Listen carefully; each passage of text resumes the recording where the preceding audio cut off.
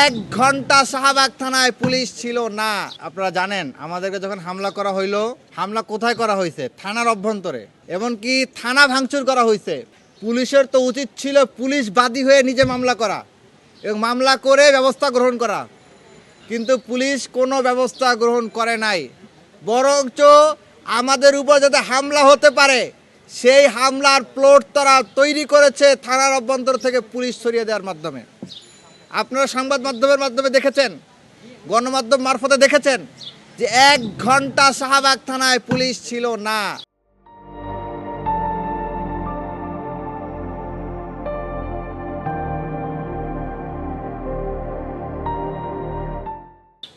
এটি কোনো বিচ্ছিন্ন ঘটনা হতে পারে না, এটি সম্পূর্ণ পরিকল্পিত ঘটনা।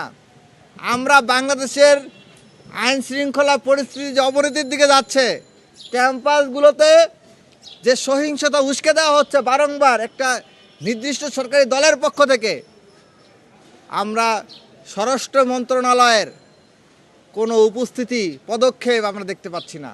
স্বরাষ্ট্র মন্ত্রণালয়ের দায়িত্ব ছিল, স্বরাষ্ট্রমন্ত্রীর দায়িত্ব ছিল দেশের আইনের শাসন, শৃঙ্খলা, জনমানুষের নিরাপত্তা প্রতিষ্ঠার ক্ষেত্রে কাজ করা, কিন্তু তিনি সেটি না করে বরঞ্চ স্বরাষ্ট্রমন্ত্রী দেশকে আরও বিচ্ছিন্নতার দিকে, আরও অস্থিতিশীলতার দিকে ঠেলে দিচ্ছেন। এবং একের পর এক যখন সন্ত্রাসী হামলা চলছে সরকার দলীয় সংগঠন দ্বারা, তখন সেই সন্ত্রাসী হামলার মদদ দেওয়ার মাধ্যমে, বিচার না করার মাধ্যমে, নীরব থাকার মাধ্যমে মূলত তিনি সেই সন্ত্রাসী হামলারই নীরব সম্মতি জ্ঞাপন দিয়ে যাচ্ছেন। যেই নীরব সম্মতির কারণে ছাত্রদল একের পর এক বেপরোয়া কার্যক্রম শুরু করেছে, একের পর এক সংঘাতমূলক কার্যক্রম শুরু করেছে, সন্ত্রাসীমূলক কার্যক্রম শুরু করেছে। আমাদের হৃদয়ে ব্যথা লাগে। আমরা কোন দেশে বসবাস করছি? এ কোন দেশ যেই দেশে 2 সহস্রাধিক শহীদ রক্ত দিয়েছে? 24-এর পরে, 5 আগস্টের পরে যে নতুন দেশ পেয়েছি, যেখানে এখনো উপরওয়ালার নির্দেশে মামলা নেওয়া হচ্ছে না, এটা কোন দেশ?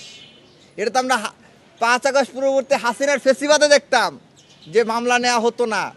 বিরোধী পক্ষকে যখন নির্যাতন করা হতো তখন তারা মামলা করতে গেলে, ছাত্রলীগের বিরুদ্ধে মামলা করতে গেলে সেই মামলা নিত না পুলিশ প্রশাসন।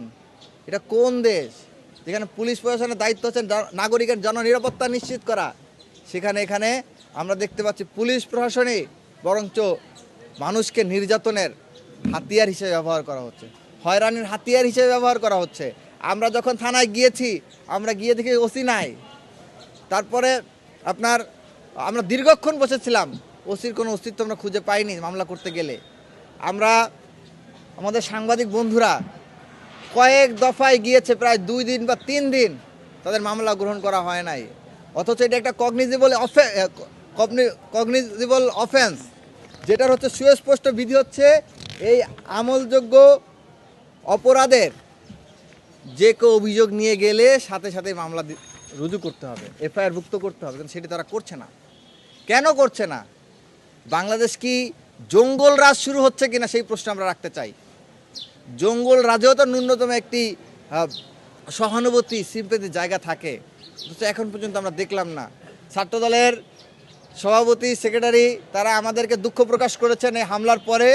তাদের দুঃখ প্রকাশকে আমরা সাদরে গ্রহণ করতে পারতাম যদি তিনি তার দলের চিহ্নিত সন্ত্রাসীদেরকে, কারা পরিকল্পনা করেছে, কারা নির্দেশ দিয়েছে সেটা হয়তো আমরা দেখি নাই, কে নির্দেশনায় ছিল, কে এই প্লট তৈরি করেছে সেটা হয়তো আমরা জানি না, কিন্তু এটা তো স্পষ্ট ভিডিও ফুটেজে দেখা গিয়েছে যে কারা হামলা চালিয়েছে, কারা আক্রমণ করেছে। তাদের বিরুদ্ধে কেন এখনো ব্যবস্থা গ্রহণ করলেন না? এটা কি প্রমাণ করে, এটা কি এই প্রশ্ন উদ্বেগ ঘটায় কিনা যে আপনাদের দুঃখ প্রকাশটা মূলত সল ছিল, বরঞ্চ আপনারা এটার পিছনে কলকাঠি নেড়েছেন কিনা সেই প্রশ্ন কিন্তু ছাত্র জনতা তুলবে। আমরা চাই যদি আপনারা আদতেই এই দুঃখ প্রকাশ অন্তর থেকেই করে থাকেন, আপনারা যে আসলেই সন্ত্রাসের বিরুদ্ধে অবস্থান নিয়ে থাকেন, তাহলে এই সন্ত্রাসী হামলার সাথে যারা জড়িত ছিল আপনার দলীয় নেতাকর্মী, সেই পরগাছাদেরকে আপনার ছেটে বিদায় করে দলকে আরও একটি আদর্শ দলে পরিণত করুন। সেই আহ্বান আপনাদের প্রতি থাকবে এবং রাষ্ট্রের প্রতি আমাদের আহ্বান থাকবে একটাই। ডিবি হারুন ছিল তবে আরও অনেকে ছিল, বেনজির ছিল, অনেকেই ছিল যারা একসময় ত্রাস কায়েম করেছিল। আজকে বাংলাদেশে তাদের কোনো অস্তিত্ব খুঁজে পাওয়া যাচ্ছে না। আজকে মানুষ যদি তাদেরকে পায় তাহলে তাদের হয়তো শরীরের কোনো অংশ খুঁজে পাওয়া যাবে না, হতে পারে। আমরা এটা সমর্থন করি না, আমরা চাই যে যা হবে আইন অনুযায়ী হবে, কিন্তু এই ধরনের ঘটনা ঘটেছে, আমরা শ্রীলঙ্কায় দেখেছি, বাংলাদেশেও দেখেছি। কিন্তু আমরা চাই প্রত্যেকটা বিষয়ে আইন অনুযায়ী ডিলিংস হোক, আইন অনুযায়ী প্রত্যেকের বিচার হোক। তা আজকে আপনারা তাদের থেকে শিক্ষা গ্রহণ করুন। আজকে তাদের অস্তিত্ব খুঁজে পাওয়া যাচ্ছে না। আজকে যিনি স্বরাষ্ট্র মন্ত্রণালয়ের সচিব আছেন, স্বরাষ্ট্রমন্ত্রী আছেন, তারপরে একসময় যিনি স্বরাষ্ট্রমন্ত্রী ছিলেন আসাদুজ্জামান খান কামাল, তিনি আছে কোথায়? তারপরে ডিএমপি কমিশনার আগে যিনি ছিলেন তিনি আছে কোথায়? বেনজির কোথায়? ডিবি হারুন কোথায়? তাদের থেকে আপনার শিক্ষা গ্রহণ করুন এবং তাদের থেকে শিক্ষা নিয়ে সুন্দর একটা বাংলাদেশ বিনির্মাণে কাজ করুন। মামলাটা গ্রহণ করুন, বিচার করুন, দেশে সুশাসন প্রতিষ্ঠা করুন। এই জন্য আপনাদের বেতন দেওয়া হয়েছে। আপনাদেরকে কোনো শাসক হওয়ার জন্য বা কোনো রাজা হিসেবে বা কোনো মালিক হিসেবে আপনাদেরকে বসানো হয় না। আপনারা প্রজাতন্ত্রের কর্মচারী, আপনারা আমাদের কর্মচারী, আপনারা আপনাদের এই খেটে খাওয়া কৃষক শ্রমিকদের ট্যাক্সের টাকা আপনাদের বেতন হয়। আপনারা আমাদের নিয়োগকৃত কর্মচারী হিসেবে কর্মচারীর মতো আচরণ করুন, প্রজাতন্ত্রের কর্মচারী হিসেবে আচরণ করুন। যদি সেটি না করে প্রভু হতে চান তাহলে এর ফলাফল, এর পরিণতি ভালো বয়ে আনবে না। আমরা আমাদের মামলা নেওয়ার প্রতিবাদে আমরা লিগ্যাল নোটিশ পাঠিয়েছি, আপনারা দেখেছেন। লিগ্যাল নোটিশ ইতিমধ্যে আমরা পাঠিয়েছি এবং 5টা জায়গায় আমরা লিগ্যাল নোটিশ দিয়েছি যে তারা কেন মামলা নেয় নাই, এবং সেই বিস্তারিত কারণগুলো আমরা এখানে লিখে আইন অনুযায়ী, আইনের যে বিষয়গুলো রয়েছে সেই অনুযায়ী আমরা আইনি পদক্ষেপের দিকে এগিয়েছি। এবং তারা যদি লিগ্যাল নোটিশ পাওয়ার পরেও প্রয়োজনীয় পদক্ষেপ গ্রহণ না করে তাহলে আমরা আইন অনুযায়ী ব্যবস্থা গ্রহণ করব। ধন্যবাদ। আমাদের সংবাদ সম্মেলন এখানে